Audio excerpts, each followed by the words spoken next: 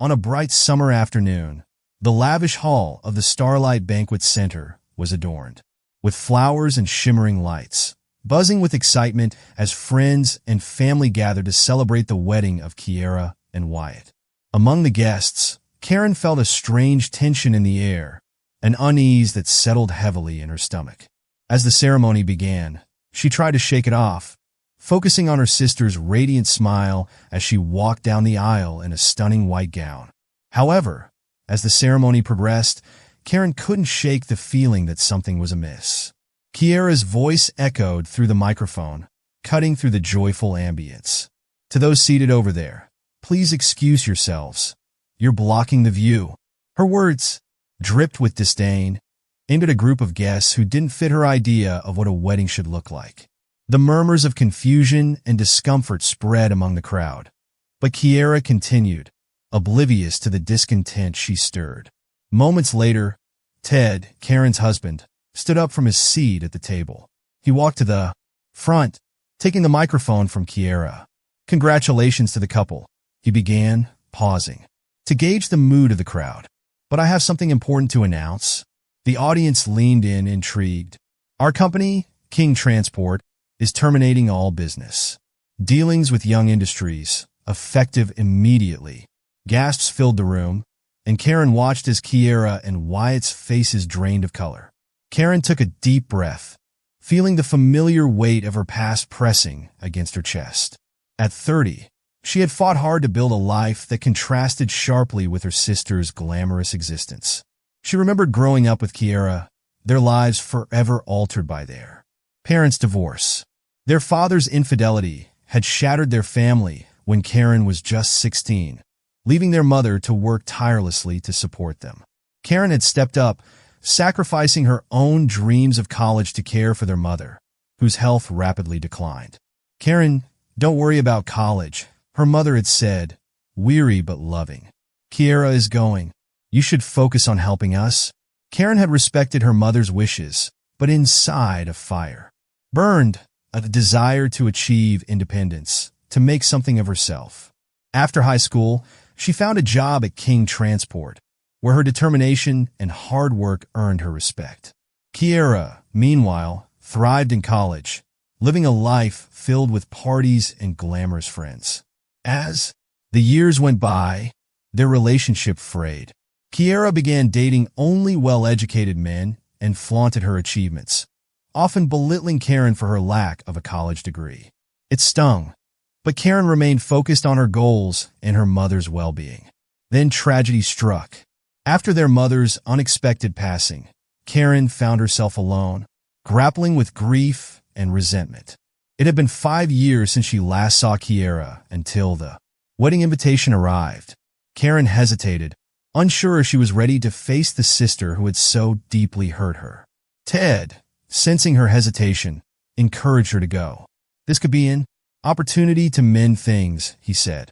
So, with a mix of apprehension and hope, Karen decided to attend.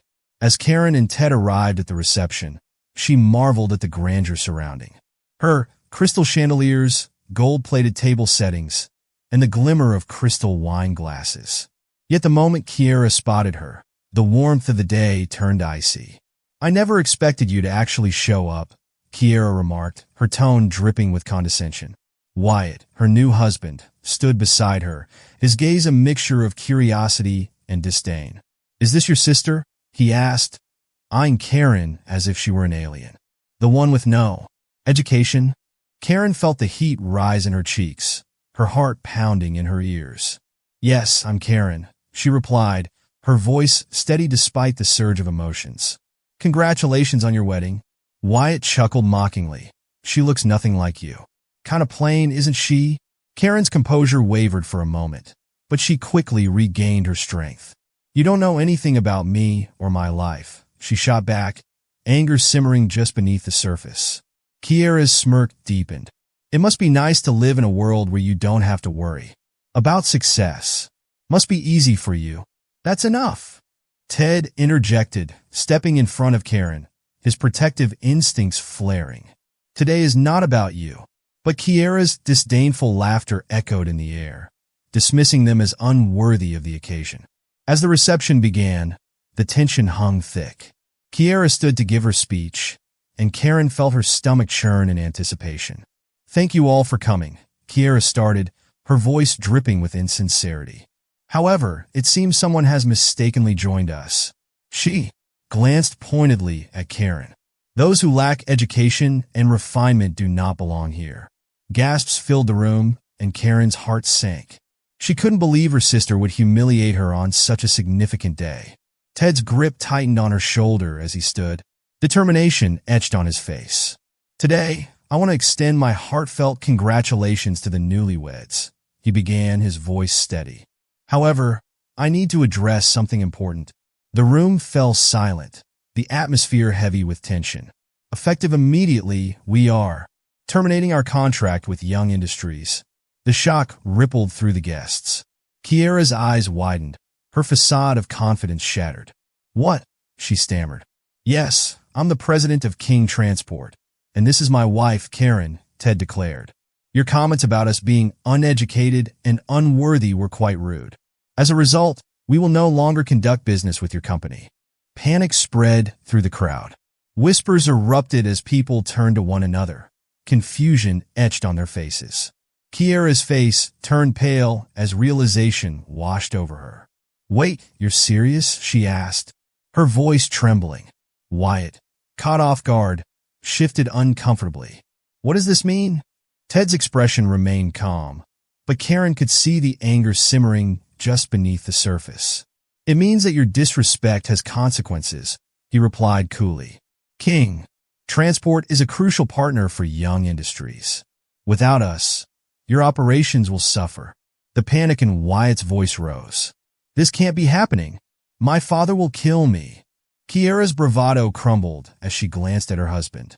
"Wyatt, what are we going to do?" Wyatt's father, standing at the edge of the room, looked furious. "Apologize to them now." "What?" Kiera snapped, her tone defensive. "It's just a transport company." Ted, unwavering, met her gaze. "It's not just a transport company. It's your lifeline." As chaos ensued, Karen felt a mixture of anger and satisfaction. Kiera had always looked down on her, and now the tables had turned. It was a bittersweet moment, as part of her long for the sisterly bond they once shared. Wyatt, sensing the panic in the air, turned to his father. "We can fix this, right?" "Apologize," his father insisted, his voice filled with frustration. "This is a disaster." Karen felt a surge of empathy. She remembered how deeply ingrained family bonds could be, even amidst the turmoil. "Let's not do this here," she said softly, her heart aching for what could have been. But Kiera, defiant to the end, shot back. "Why should I apologize? You're the one who doesn't belong." With that, Ted turned to Karen, silently asking for guidance. She met his gaze, her heart racing. "I think we need to stick to our decision," she said, her voice steady. "We deserve respect, no matter where we come from." Ted nodded, and they both turned to face Kiera and Wyatt. "We cannot overlook this," Ted stated firmly. "Confirm the necessary actions with headquarters tomorrow." The crowd gasped, shocked at the finality of their words. As the guests began to murmur, Wyatt's father stood speechless, his face pale. "This is madness," he exclaimed. Kiera's expression faltered, and for a moment, Karen saw a flicker of vulnerability in her sister's eyes. "Karen, please," Kiera pleaded, desperation creeping into her voice. "We can work this out." But Karen shook her head, the weight of their past heavy on her shoulders. "This isn't just about business, Kiera. It's about respect and family. You've never treated me as an equal. I won't let you belittle me anymore." The tension in the room shifted, a palpable change hanging in the air.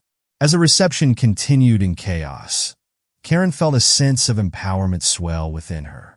She had fought for her place in the world, for her mother, and now for herself. The following weeks were filled with uncertainty as Young Industries grappled with the fallout of losing a key partner. Kiera's life began to unravel, her carefully curated a world collapsing around her. Meanwhile, Karen focused on her career, taking on new challenges and embracing her hard-earned success. The phone call came one rainy evening, an unexpected but welcome surprise. It was Kiera. "I'm sorry for how I treated you," she said, her voice shaky.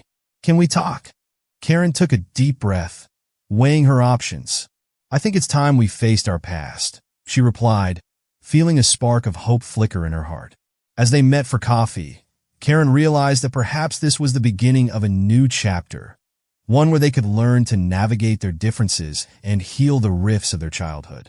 "Let's take it one step at a time," Karen suggested, a tentative smile on her face. Kiera nodded, her eyes filled with a mixture of regret and hope. In the end, it wasn't just about business. It was about family, respect, and the power of redemption. As Karen and Kiera embarked on a new journey together, they discovered that healing was possible, even amidst the uninvited guests of their past.